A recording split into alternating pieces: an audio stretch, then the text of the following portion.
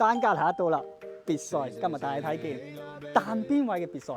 聽講呢個小區啊，住咗4個順德10%到20%嘅 GDP 就喺呢個小區住嘅。呢間屋單邊位，嗱門前呢度咧有花園嘅。走，我嚟過你睇下側花園嘅位置先。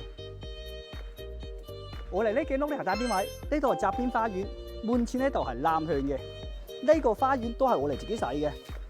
呢隻湖印呢好舒服，帶你入去睇睇。隻門口就喺嗰邊，咁我哋側邊有個花園嘅門口，入都喺呢度噶啦。成個廳過嚟睇，中控大廳，超過中控廳。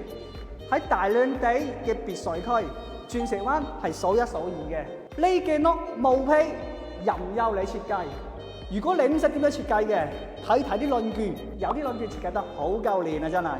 以前嘅別墅咧就好少地下室嘅，所以呢種嘅別墅嘅價值咧，地下室都可以加50分。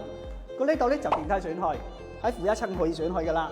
而且我哋每棟別墅都有幾個停車位俾埋你嘅，所以你屋企有幾套車有乜所謂啫？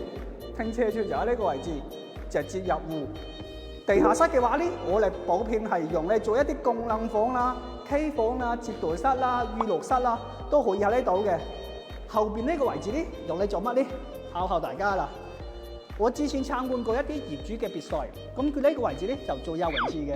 如果做游泳池嘅話，點呢？住得別墅，家大業大，幾台通鋪好正算啦。所以我哋每一間房都係大套間，呢間係次主套，呢個空間啱啱使啲。另外一間房可以俾你嘅 baby 呢邊住啦，係咪好有幸福感？咁大間房嘅小朋友空間，平時搭電梯上嚟4樓，咁直接咧就可以去到我哋主人房嘅位置啦。咁呢個大主人房佢有分2個唔同嘅區域，呢個咧就可以做書房，或者我哋好多女仔中意嘅一個衣帽間。咁另外呢邊咧就我哋主人房擺大倉嘅位置啦，好通透，採光可以嘅呢間屋，因為都係單邊位，南向大玻璃。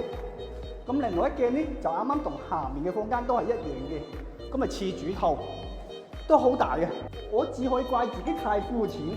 啱啱嗰間主套咧唔係住大間嘅，原來呢間先係大主套，成層做主人房嘅房間。點樣設計啊？我唔知啊，因為我唔夠錢嘛。呢個就係主人房嘅衛生間啦，真係離譜他媽幫離譜開門，離譜到家啦！仲有呢間主人房雙陽台，呢邊有個小陽台南向。仲有個大陽台南北對流，住呢度身份嘅象徵啊！順德白宮喺前面啊，單邊位鑽石灣貨亂稀缺嘅，有想買別墅單邊位嘅話，睇呢件啊！